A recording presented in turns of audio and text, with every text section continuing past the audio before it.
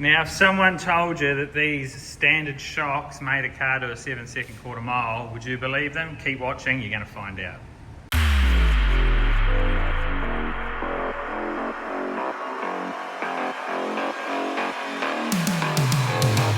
Break it down. Oh, welcome back everyone that loves watching this channel. Now, what we're doing today, something that we should have done probably from the beginning. We're still not doing it the right way, that's for sure. We're running just a cheap adjustable shock. So these are just from a Commodore. Any of your VH, VL, for all the Aussie guys that know their Commodores. In the front of the Celica, it's a McPherson strut style setup. So we've really neglected the front end of this car. There's nothing fancy going on. We've got trailer hubs and AU Falcon brakes running 7-second passes at nearly 300 k's an hour. So what we need to do is get some adjustability. So now these shocks were advertised as adjustable rebound. So that's basically all we need in the drag racing world.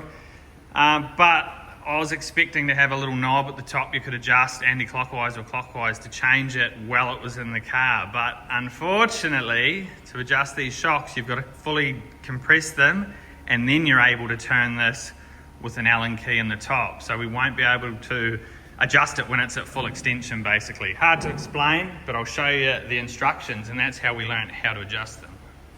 So there I was thinking we were going to end up with something like this, like most shocks would adjust. But instead we ended up with something like this, where you've got to physically push the inside of the shock the whole way down, then you can actually rotate it left to right to stiffen it up. So it's going to make it quite a pain in the ass to do on the car. I'm not sure how we're actually going to do that at the track yet, or if we have to sort of just set it to where we think maybe, and then if we need to change it, we'll come up with a plan.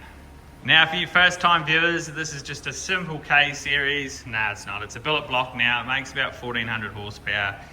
We've been running a lot of drag and drive events for the last 3 years. So we're starting to get our head around that sort of stuff. Runs a little 235 tyre on the back, little radial tyre.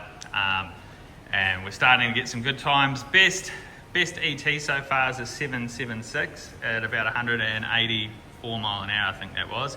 We've nearly gone 186 mile an hour, so we're just got to get the 60 foot down, and that is all to do with power management and a bit of suspension tuning, we're thinking. Some of your return viewers have seen we've been building 3 of these hot rods. We've got the other one outside. Now I've wired them all up this week. We've actually got this one fired up, which is quite exciting. That's my own one. We got 2 for customers. So they're starting to come along. We've got a body at the paint shop, should be coming back in a week or 2, and then we'll keep swapping them over and try and get them done as soon as we can. Sometimes things are just meant to be. When you can pull your springs out through the top of your car like that, that makes changing them pretty easy.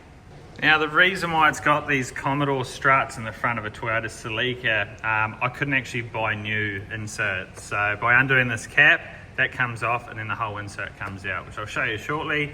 That's why I had to go to a Commodore and adjust, make a couple of bushes up to make it suit what we're going to do. And I thought that way, if we're in the middle of nowhere and we needed a shock, it was going to be something we could get just about anywhere. Now, just like any build, probably they start off, you think you're going to, you sort of have a goal, and then you try and get faster and faster. Then you look back at stuff and go, oh, maybe I should have put something a bit better in from the beginning instead of doing it 2, 3 or 4 times, which in one day, maybe this car, if we keep up with it, we'll end up going to a double adjustable or something eventually. Righto, so we've got this little gland nut, I'd call it, off. Now these shocks are done probably easy 7,000 or 8,000 street Ks now. So now that insert just pulls out of the actual strut of the car. Just like that. It's going to give you guys a better idea of how they sort of work. So that's just purely an insert. You don't end up changing that whole upright. Oh, we must have had a bit of water from them Victorian roads. It definitely doesn't rain up here on the Gold Coast, so we'll blame them Victorian boys for that. Now, a couple of things we have to do. The gland nuts that these come with are a different thread than what was on the Celica. So step 1, Pete next door's banging these in this bigger lathe for me, and he's going to knock the bottom off that to get a bit of clearance.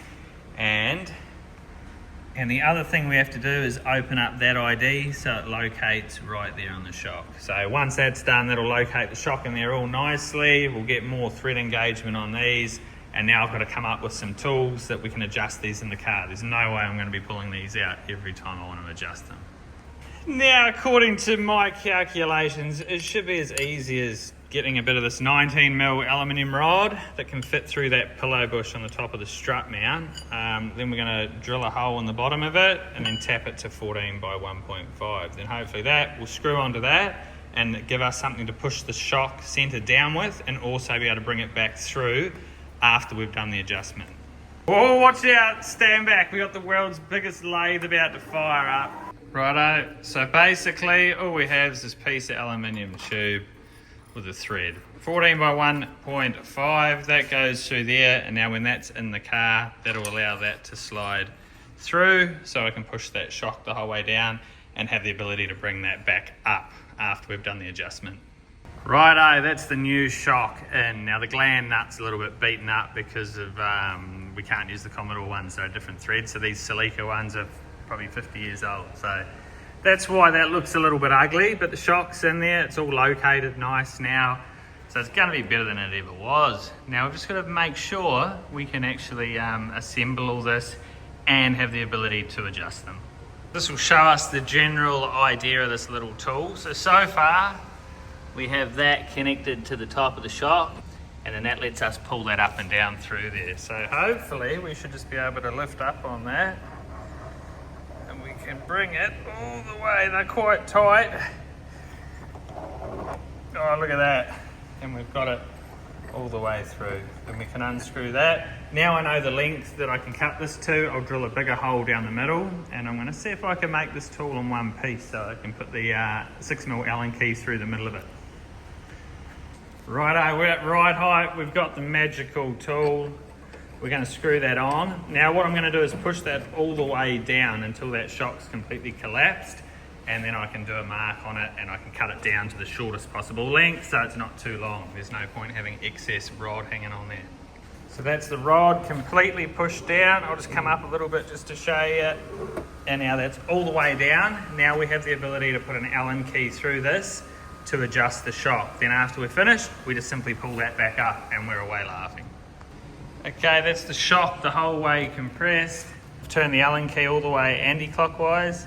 Now I can turn it clockwise to adjust. And that's all the way locked there, so that's on the tightest rebound or whichever way. I've still got to work that one out. And then if I go back the other way, it comes to a stop. But the main thing is the shock has to be all the way down. So that's what's making this a little bit difficult.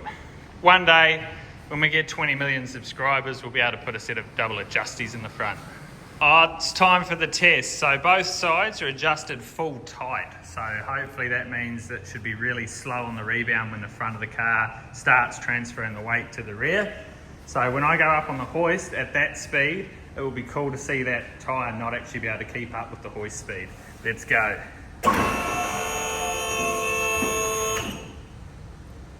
Exactly what we wanted to see. Still going down. We might be a little bit tight, it's still dropping. Good to see, so that's gonna work.